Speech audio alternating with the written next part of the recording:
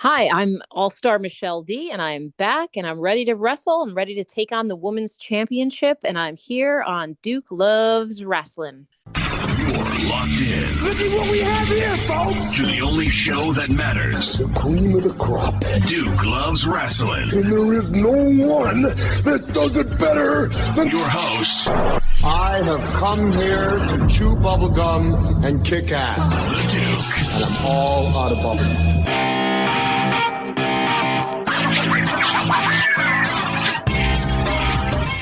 Brothers and sisters, we are coming up on our 9th anniversary of the Duke Loves Rasslin podcast.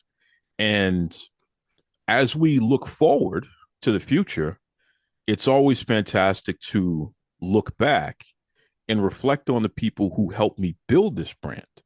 Because there's so many awesome people who were so kind with their time, experienced people, not only pro wrestlers, but also content creators, podcasters. And our returning guest here is all of that and then some. She legitimately is one of my favorite people to ever meet in pro wrestling, and I'm so excited to have her back. So without further ado, All-Star Michele D, welcome back to Duke Loves Rasslin. How you doing?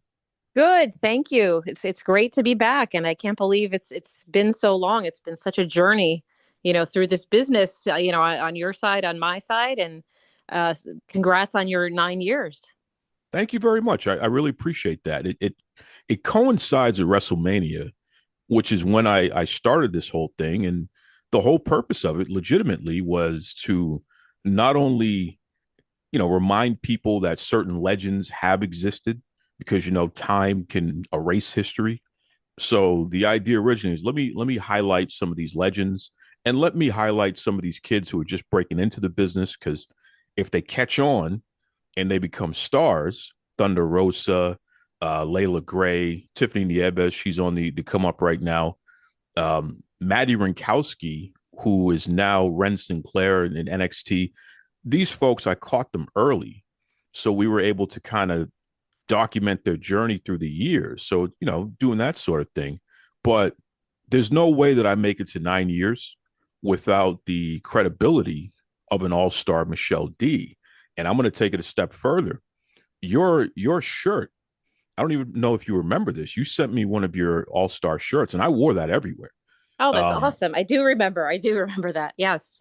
That shirt helped me get random people that I would see out on the street. Oh, you're a wrestling fan. Oh, that's cool. All-star Michele D. Yeah, yeah.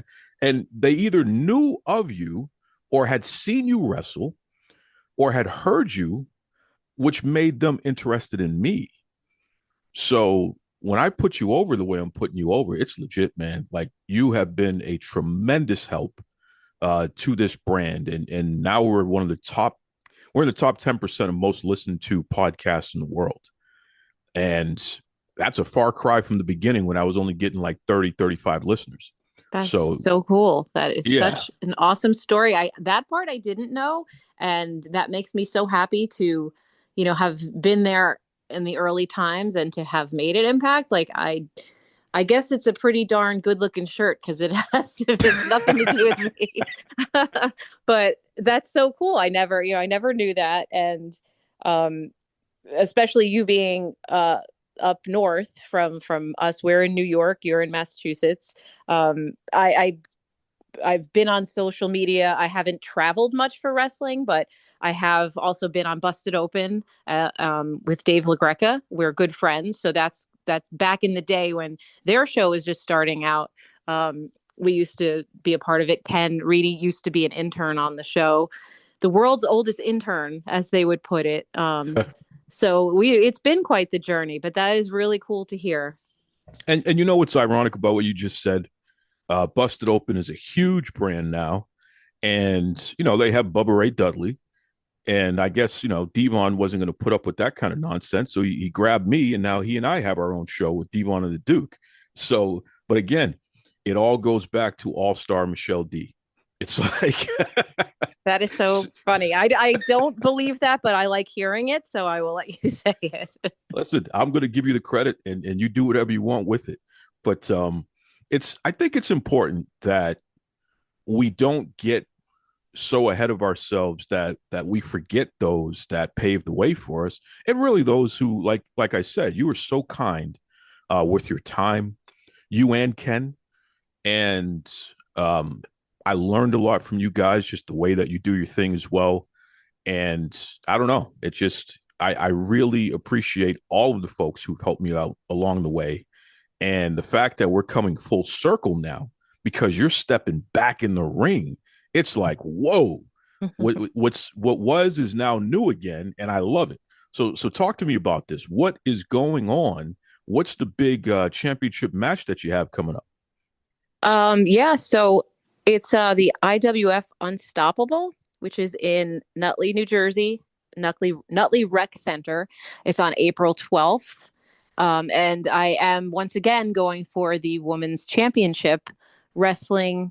My opponent is Iron Siren Skylar, and she also is a product of the IWF. She started much younger and in the youth clinic, so she definitely is known in the area as well. But I think she lives in Connecticut, so she's a bit out of our local scene. Um, I've been wrestling for 10 years, started and was trained by Kevin Knight at IWF, and have done shows for them, since the beginning, since I was in the school. They had a very uh, a well-rounded program where you're in the school, you're learning, and you're also on the shows, which was really a great experience to start from helping out at the door, helping out in the store, then you're a ref, then you're a manager, and then you wrestle. So it's like he gives you everything. So I was very lucky to go through that school, and we do the shows. We, meaning Ken and I, the American Bulldog, Ken Reedy, and I do the shows for Kevin every year, and he has maybe 2 or 3 shows a year now. But we used to do it weekly, and we kind of we stepped away a little bit. Again, I referenced there was a pandemic when things shut down, and then we came back. As soon as things came back, and we went back to the IWF Unstoppable, and that's pretty much it. We do wrestle here and there. I've probably been away for almost a year, but previously was wrestling for Primetime Wrestling and in ECPW, but always doing the Nutley shows in some capacity, which also took me through everything: reffing, commentating, announcing, hosting, being the ring announcer most recently. So I never totally stepped away, but just kind of out of the ring, and kind of thought, well, maybe it's time, maybe I should just stick to these things. But the championship match came, the opportunity came, and I was like, let's get back in there and do this. I love it. And once again, folks, we're talking about IWF Wrestling Unstoppable. So that's Saturday, April 12th, 7:30 p.m. Bell time there at the Nutley Rec Center. So, the proceeds are going to help the Greater Nutley Cancer Foundation. So please, if you can be there, definitely be there. Cheer on our all-star, because, here you are, a young, grizzled veteran here, and you're taking on this even younger upstart. And I got to tell you, this Skylar lady with her leather jacket, I don't know if she thinks she's Roddy Piper or what, but she looks like somebody who, she wants to raise some hell a little bit. So you might have to smack her around, huh? I did see that. I've seen her. I don't know her personally, and she does look like a tough cookie, but I am all-star, and I am one tough cookie myself. And I think if she ups the ante, I only up my A game. We're talking, I need the A+ game. So I am, ready to go for that championship. Damn right. Damn right. You might as well walk back into the old stomping grounds and walk out with some gold. That's the all-star way. I mean, come on. It is the all-star way, although I will say I have yet to win the gold. So this is really a big deal. It would be a huge accomplishment, something I've been working for 10 years towards. And, the event's called Unstoppable. So I kind of think, it means something. I am a little bit unstoppable myself. You sure are. Now, what's this about you being a chef? Because I know that there are rumors out there that in addition to being an ass kicker, in addition to being excellent on the mic, you also can whip up a hell of a meal. So tell me more about this chef business. It's that's funny that you should bring that up. I did become Chef Michelle, and I used to joke All Stars Kitchen and stuff like that during the pandemic. So I always cooked. We always just cook our regular meals and stuff. And Ken and I always try to eat healthy. Also, a lot of chicken and brown rice and veggies, and that's like our normal life. And then we would, you know, splurge on the weekends and stuff, just normal life. But then when the pandemic came around, it was like the first week into it. And I looked at Ken, I said, I'm not eating chicken every night of this thing, whatever this thing is. And I started just cooking a little bit more creative. And part of it was because things were scarce, like we couldn't really always get chicken. So I would just get other things, and I wouldn't go food shopping that often because who was going out? You're like taking your life into your own hands for the first few months when you'd go shopping. So I just started making things out of nothing, that kind of thought process of, well, what do I have and what can I make? And then one night I was cooking and I looked at Ken. I said, I think I'm going to go live on Facebook. And he's like, all right. So I just started recording live what I was cooking and just talking to people. And, it's Facebook, so nobody can talk back, but they comment. And so it became this little like community of friends that would just sit there and watch me be an idiot and kind of cook and, drink wine and talk to them. And in the pandemic, when nobody was going out, it became a little social outlet. And then it also helped me stop my workday and start thinking about something else. And then it gave me a goal to figure out more creative ways to cook and just something to do, really. And it was like a few nights a week I would do it. And then I started getting into taking pictures of food, as most people like to do. But it again was like became a little hobby. So that's kind of the story. I love it. I love it. It's relatable. It's a reminder of where we all have come from, so to speak. That pandemic was tough. Yeah. But like you said, it really forced us to learn or sharpen certain skills. So, I got very intimate with my crock pot. Yeah. Yep. Because you buy a roast of any kind, whether it's pork or beef or whatever, even chicken, and you season it different ways. So you start getting creative with that, but you throw it in that sucker. And maybe if you put it on high, it's gonna be a certain consistency. But if you leave it on low and slow, 9 hours, yeah, flip it halfway through. I'm a flipper. I flip it halfway through because I want it to look the same all the way through. But now you're starting to get into these different things where it's like, oh, wait a second. If I just add a little of this, or if I take away a little of that, I can make this thing taste different every night, but I'm buying this big piece of meat, so it feeds us for the next 3-4 days. So I'm also saving money. Yep. You know what I mean? So it's really interesting to hear you say that because it just makes me shake my head. I'm still using that crock pot every week. Yeah. Yeah. You get used to it. But let me throw one on you here because you're an Italian lady here, paisana. Let me throw this at you because you couldn't go to a bar anymore. And I didn't know how the hell to make a good drink. I mean, it's one thing if you make a rum and coke or something like that, something simple, you open a beer, but it's like, you know what? Since we can't go out and I got to get all the different channels, the Netflix, the Amazon, whatever. So, our entertainment is at home. I need to learn how to make some drinks so we can have some fun here. Right. So I thought about it and I said, hey, I like Italian ice. And here in Boston, we have Richie's. Richie's is our Italian ice. That's the big one, right? I know Rhode Island, they got Dell's Lemonade, which is frozen lemonade or whatever. Richie's Italian ice, that's what we do here. But in the grocery stores, a lot of times they have Luigi's, which is a more national brand and all that good stuff. Anyway, get your favorite Italian ice and get 2 cups of it. And you throw that in the blender. You put in some ginger ale or some Sprite, and then you put your spirit, whether it's wine, vodka, rum, doesn't matter what your spirit is, a couple of shots, whatever. You make it as strong to taste. You blend that sucker up, and then you pour it in some Ziploc bags, right? Like 1 cup per bag. Freeze it up for at least 4 hours. And then you take it out and you just start pounding it because you want it to get to a certain consistency. You know what I mean? Oh my God. I was making frozen drinks like you wouldn't believe. It was amazing. I felt like I That was on sounds, vacation. yeah, that sounds great. Yeah. Yeah, But that all I'm gonna have to try that this summer. That sounds perfect. Sitting outside in the back on the deck. I'm telling you right now. Here's a tip though. When you put the mix in your Ziploc bags, right?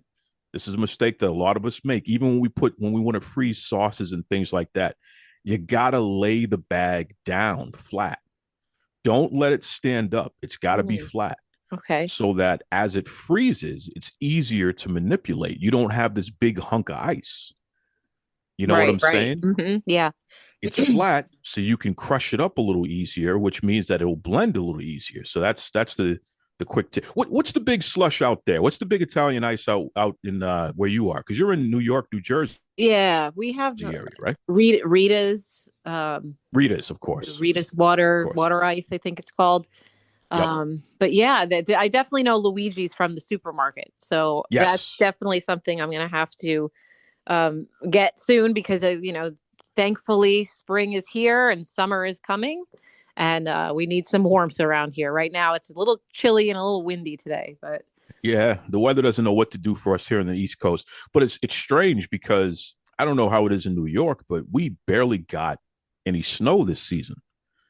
Very little, quite frankly, here in we had a Boston. decent amount. It was like I don't think we had that many storms, but once it came and we had accumulation, it was like white or dirty snow for like a good month there. Wow. It just Yeah. stayed cold. Got Yeah. it. Yeah. It just stayed cold. You folks, it's funny. And we've done this throughout the history of this show.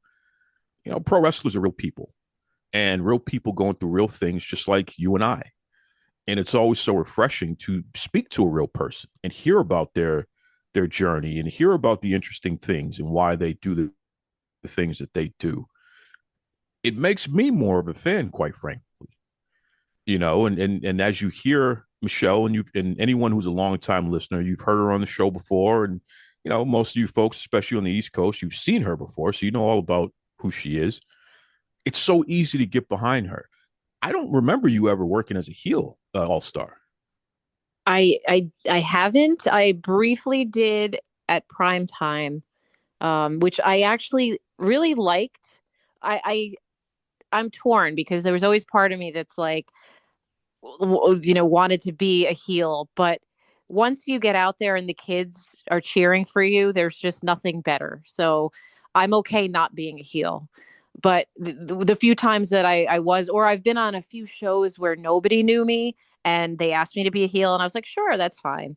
Um, and it's fun to just kind of be like an a-hole personality, because All I'm star not a hole. generally. Yeah, yeah. But it's like um the pink ring gear and just the pink in my hair and the smiles, like that's just me kind of, amped up a little bit, and I was a cheerleader. So it's just kind of in my nature. That's kind of the persona that I have, and like I said, it's kind of amped up. And I'm okay with the little bit of heel experience I have. But actually at IWF, we learned how to be a heel also. So we got to play that role during class. But, Kevin kind of knew right away, like, yeah, you're a baby face. So, and I'm good with that. And I do embrace it. You know what the problem is? First of all, you have great hair, especially with the curly and all that business. Great hair, and you have a kind face. So you look like everyone's favorite aunt. It's hard to overcome that. You know what I mean? It's like even when you're mean, it's still hard to be mad at you because the genuinely good person that you are shines through. You know, Thank you. So I appreciate that. if I you're don't gonna know if be a Ken, baby, I don't know if Ken will always agree with that, when I'm like, "Could you take out the garbage, well, what's up with Kenny and that big ass beard that he grew out a little while back? What was that all Yeah, about? the beard is like a lifestyle. He has more hair products, as you mentioned, my big crazy hair. He has a lot more hair products than I do for his beard, but he's had it and he grew it out. I think he shaved it actually pre-pandemic. He works with people with disabilities, and he Yep, yep. shaved it for a charity event. We called it the deep bearding, and he raised over $1,000 to help support people with disabilities. And then he had it gone for a while, and he grew it back during the pandemic, and then it was gone, and it's come and gone. But now he plays Santa. He is a Santa Claus in Christmas season. So now he grows it out for the latter half of the year, and he bleaches it, and he is Santa. So that's his latest and greatest, but he's so good at it. He's Santa for hire, and he had a really busy December, which we never realized how busy something like that could be. But he loves it. He's an actor at heart, which helps in the wrestling world as well. He was a theater major, and this is like his next step in his creative process.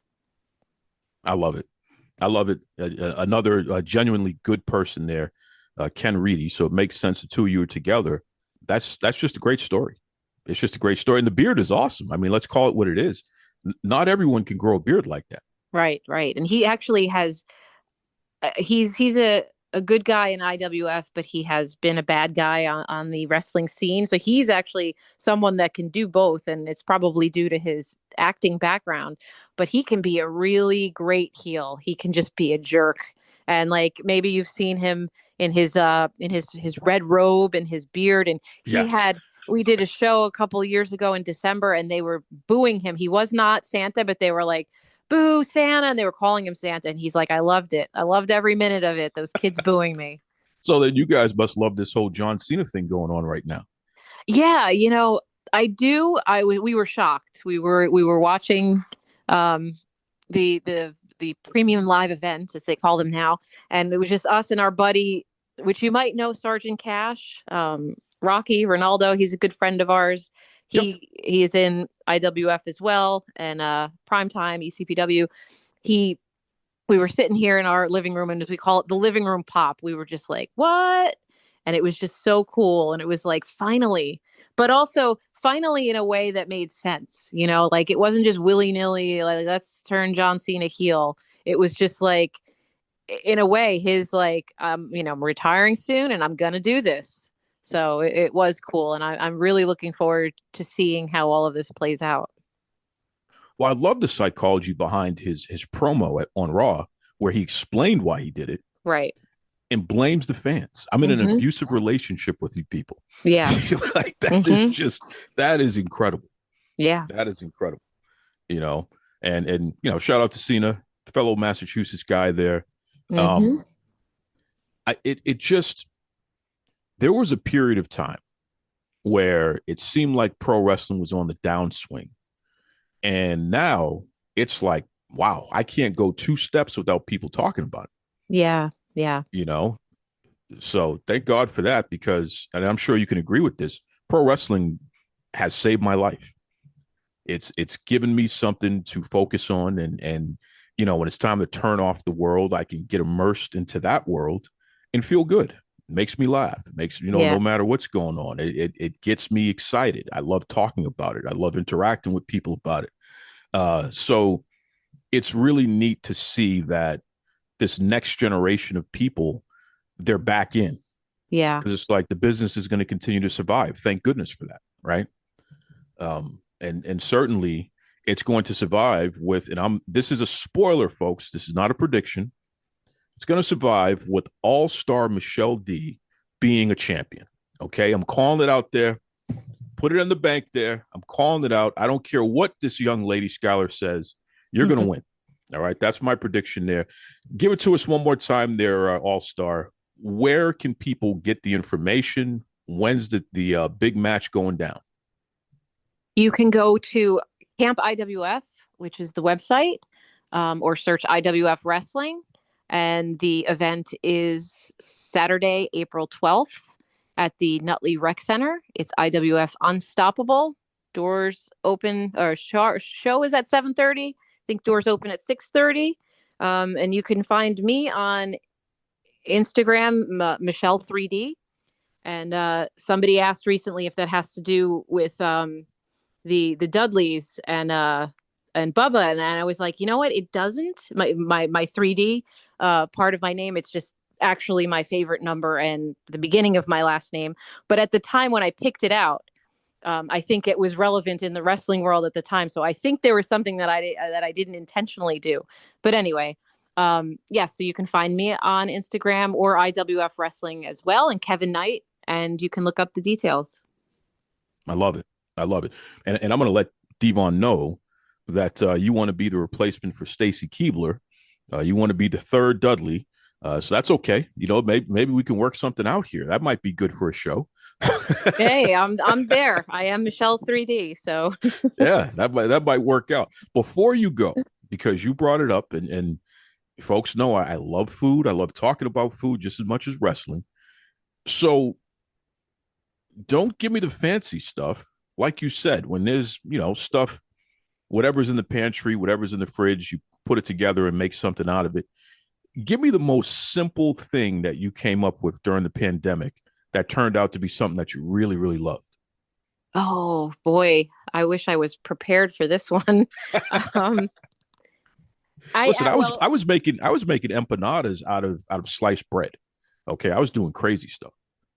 Yeah, that's the type of things we were doing. I would say there's two things. One is I learned how to cook a mean steak. So I never really dabbled in. So that's in a way simple because it's not like a crazy recipe. It's like get a good ribeye, the cast iron skillet, oil, onions, butter. I'm big on onions. If you had not noticed, if you've been following the cooking, there's always onions. So I really learned how to cook a good steak. I don't grill. I mean, that's like more of a Ken thing. The guy is the griller, but Sure. Cast iron steak. And then there was another thing that I made, which I actually entered a contest. This was a Saturday in the pandemic. Like I had all day to do nothing, and Slap Your Mama, the seasoning from New Orleans. Love it. They had a contest that was like, cook something with our seasoning. And I didn't win, but it was just cool to focus on something where I saw it online. I'm like, okay. And I made a shrimp. So this is not, I guess, simple, but like a shrimp dish with rice, like a fried rice that I just made up on my own with eggs and everything. And then their seasoning and some hot sauce. And it was amazing. So like those were the things where I would just take anything and put them together. So I think the recipe is on my page somewhere in 2020 if people want to scroll back, or I can repost it soon. I'm gonna have to try this all-star shrimp fried rice. I'm gonna have to try this out here. This I will send you it. I will send you the recipe, which is funny because I would make these things without a recipe, and then I'd have to go back. And if I was doing a cooking live, I'd have to watch what I made and write down the recipe. I had to do that a few times. How amazing is that? Because listen, I'm one of those people that I want to know the exact time and exact measurements. And yeah, I'm going to taste it and jazz it up, but I still like a base to build off of. So yeah, I hear you. Having to go back and figure out how much did I use. Mm-hmm. That is tough. That's cooking from the heart though. And I got that from my dad who lives in Florida. I'm visiting him soon, and he will do a lot of cooking, and we've taken on the tradition of when I go there that I go live on Facebook and he cooks for people and they love it. So that's a family tradition here. I love that. Well, once again, All-Star Michele D, I appreciate you. I respect you and Ken, and I can't wait till you win that championship. Thank you very much. I appreciate it. It's been great talking to you and great being on the show. Much success to you guys. Continued. Strictly for the culture every day. Step in style in your unique way. Patterns and colors so divine. All about the perfect line. Be yourself. Let your spirit fly.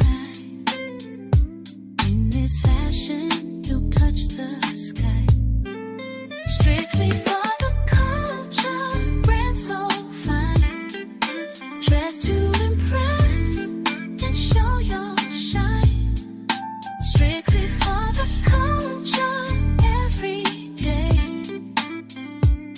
in style in your unique way.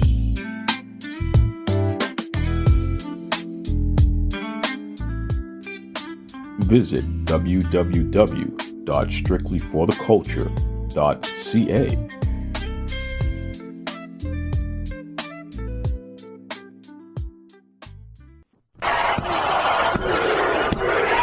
This is Tony Schiavone, and we're desperately out of time on Duke Loves Rasslin.